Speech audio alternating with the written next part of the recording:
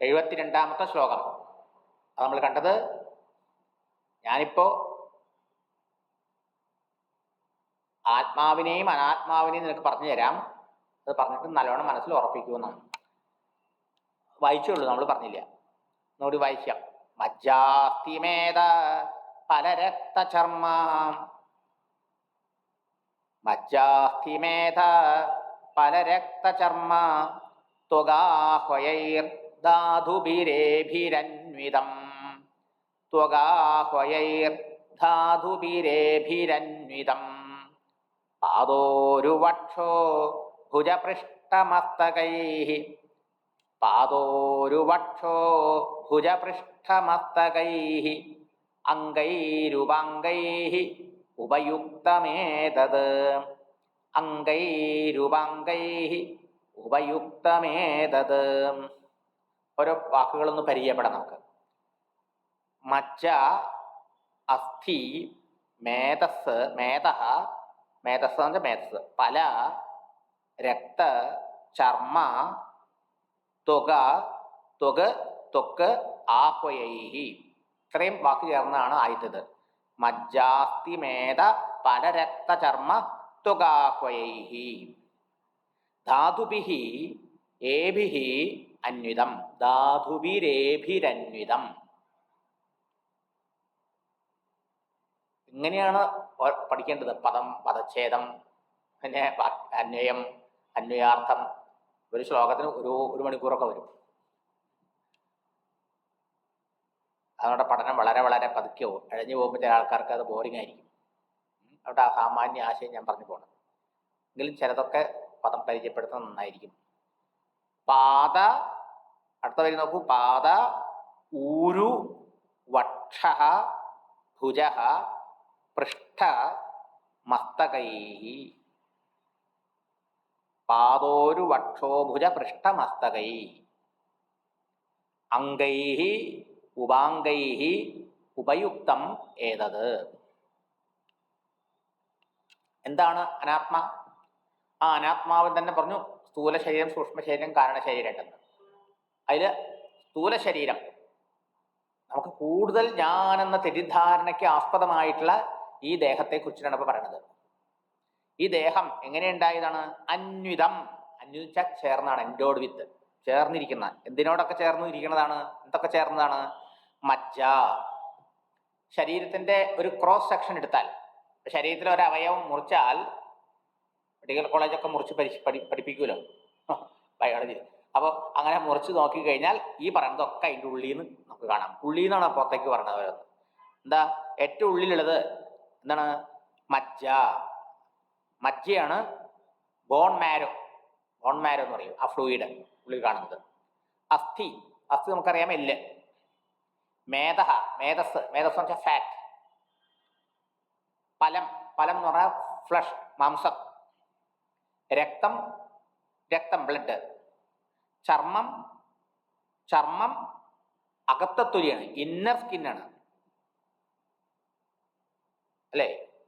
Inner സ്കിന്നാണ് ടെർമിസ് എന്ന് പറയാം. അകത്തെ തൊലിയും പുറത്തെ തൊലിയുണ്ട്. അകത്തെ തൊലി ഇത്തിരി വെളുത്തിരിക്കും, അത് നമ്മൾ കാണില്ല, മുറിഞ്ഞു കഴിയുമ്പോഴാണ് നമ്മൾ കാണുന്നത്. പുറത്തെ തൊലി പോകുമ്പോൾ ചിലപ്പോൾ കാണാറില്ലേ? അതാണ്. അപ്പോൾ ഇന്നർ സ്കിൻ, അകത്തെ തൊലി, ചർമ്മം. ത്വക്ക്, ത്വക്ക് എന്ന് പറഞ്ഞാൽ ഔട്ടർ സ്കിൻ, അപ്പർ ടെർമിസ്, പുറത്തെ തൊലി, അകത്തെ തൊലി. ആഹ്വയൈഹി, ഇവയോ ആഹ്വയം വെച്ചാൽ ഇത്രയും വസ്തുക്കൾ കൂടിച്ചേർന്നതാണ്.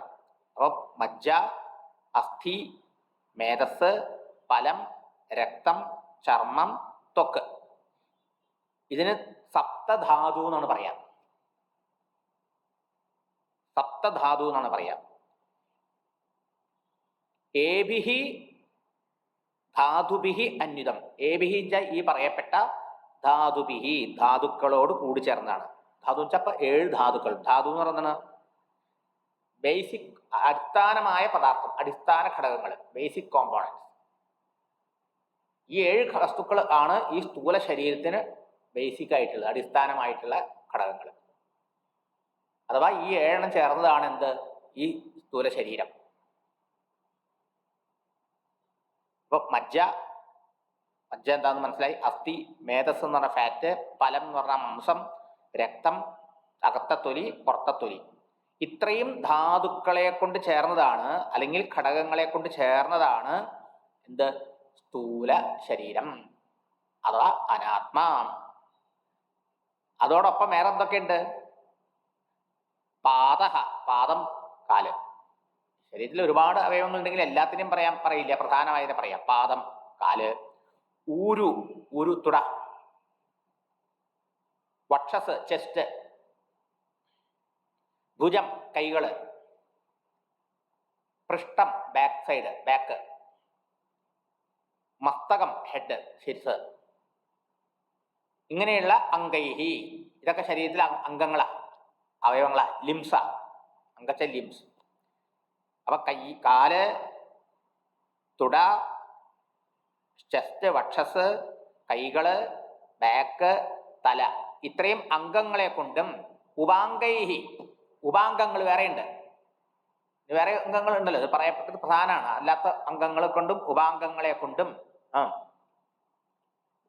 ഉപയുക്തമേതത്, ഇവ കൊണ്ട് നിർമ്മിക്കപ്പെട്ടതാണ്, ഇവ കൊണ്ട് ഉണ്ടായതാണ് ഈ ശരീരം.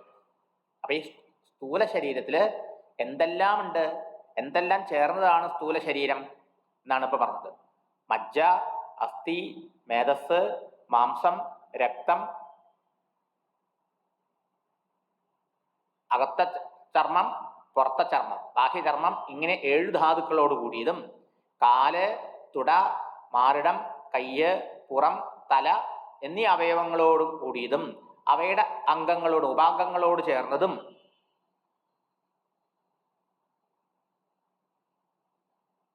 ആണ് ഈ സ്ഥൂല ശരീരം. ക്ലിയർ? അപ്പൊ ഈ സ്ഥൂല ശരീരത്തിൽ എന്തെല്ലാം ഉണ്ട്?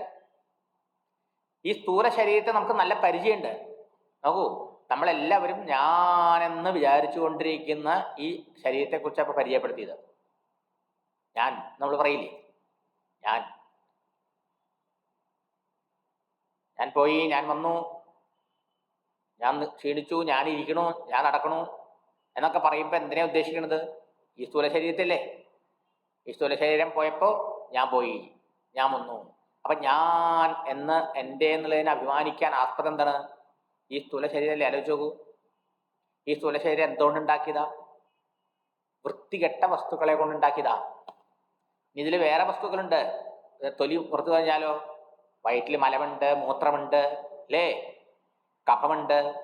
ഇങ്ങനെയുള്ള വൃത്തികെട്ട മലിന വസ്തുക്കളുടെ ഒരു കൂമ്പാരം, അതിനെ നല്ലോണം ഈ ശരീരമെന്ന, അല്ലെങ്കിൽ ഈ പുറത്തെ തൊലിയാകുന്ന ഒരു നല്ല പാക്കേജ്, ഗിഫ്റ്റ് പാക്ക് ചെയ്യില്ലേ നമ്മൾ ഈ കടയിലൊക്കെ പോയിട്ട്?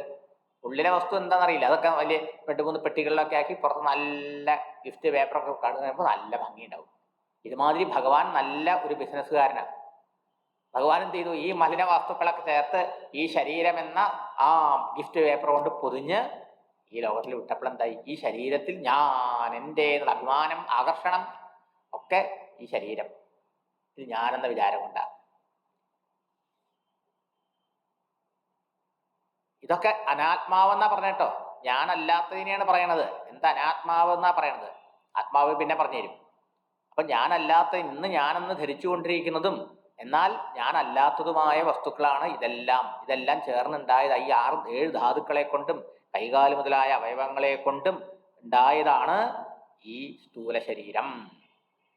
അപ്പൊ നമുക്ക് അറിയുന്നതിലൂടെ അറിയാത്തതിലേക്ക് നമ്മുടെ ശ്രദ്ധയെ കൊണ്ടുപോകാം. അനാത്മാവിനെ നമുക്ക് ഓൾറെഡി അറിയാം, ആത്മാവിനെയാണ് അറിയാതിരിക്കുന്നത്. ആക്ച്വലി ഞാൻ ഉണ്ട് നമുക്കൊക്കെ അറിയാം, അല്ലേ?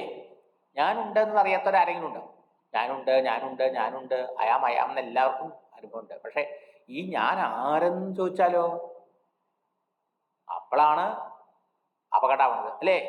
ഈ ഞാനെന്ന് ആരാന്ന് ചിന്തിക്കുമ്പോഴോ, ഞാൻ ഈ ദേഹം, അതിലപ്പുറത്ത് സാധാരണക്കാരൻ ചിന്തിക്കണില്ല. ഈ ദേഹം എന്തുകൊണ്ടുണ്ടാക്കിയതാ? സപ്തധാതുക്കളെ കൊണ്ടുണ്ടാക്കിയതാണ്. മലമൂത്രങ്ങൾ നിറഞ്ഞ സഞ്ചിയാണ്. കൈകാല് തുട മുതലായ അവയവങ്ങളോട് കൂടിയതാണ്. ഇങ്ങനെയുള്ള ഈ ശരീരമാണ് ഞാനെന്നാണ് ധാരണ. ആക്ച്വലി ഇത് ഞാനാണോ? അതുകൊണ്ടാണ് പറഞ്ഞത് ശുത്വ, ഞാൻ ആത്മാവിനെയും അനാത്മാവിനെയും നിനക്ക് പറഞ്ഞു തരാം, നീ അതിനെ കേട്ടിട്ട് അവധാരയ, നല്ലോണം വിചിന്തനം ചെയ്ത് ഉറപ്പിക്കാന്ന് പറഞ്ഞു, അല്ലേ? എന്തിനത് പറഞ്ഞത്? അതുകൊണ്ട് ഇത് കേട്ടിട്ടോ ഇതൊക്കെ അനാത്മാവെന്ന് ധരിച്ചു പോവല്ല. ഈ അനാത്മാവല്ല ഞാൻ. ഇതൊക്കെ എൻ്റെ അറിവിന് വിഷയമായതാണ്, ദൃശ്യമാണ്, ജഡമാണ്, മാറണതാണ് എന്നതുകൊണ്ട് ഇത് ഞാനല്ല. എങ്ങനെ ഈ മലിനമായ ഈ നിർജീവ വസ്തുക്കളെ കൊണ്ടുണ്ടായ ഒരു പേടകം ഞാനാകും? മനസ്സിലാവുണ്ടോ? അതിനാണിത് പറയണത്. അത് പഠിക്കുമ്പോ തന്നെ ഉറപ്പിച്ചു പോകണം അർത്ഥം. സ്ഥൂലശരീരം അനാത്മാവാണ്, അത് ഞാനല്ല. ഒന്നുകൂടി. മജ്ജാസ്തിമേത പരരക്തചർമാം ത്വഗാഹ്വയൈർധാതുഭിരേഭിരന്വിതം പാദോരുവക്ഷോ ഭുജപൃഷ്ഠമസ്തകൈഃ അംഗൈരുപംഗൈഃ ഉപയുക്തമേതത്. അടുത്ത ശ്ലോകം.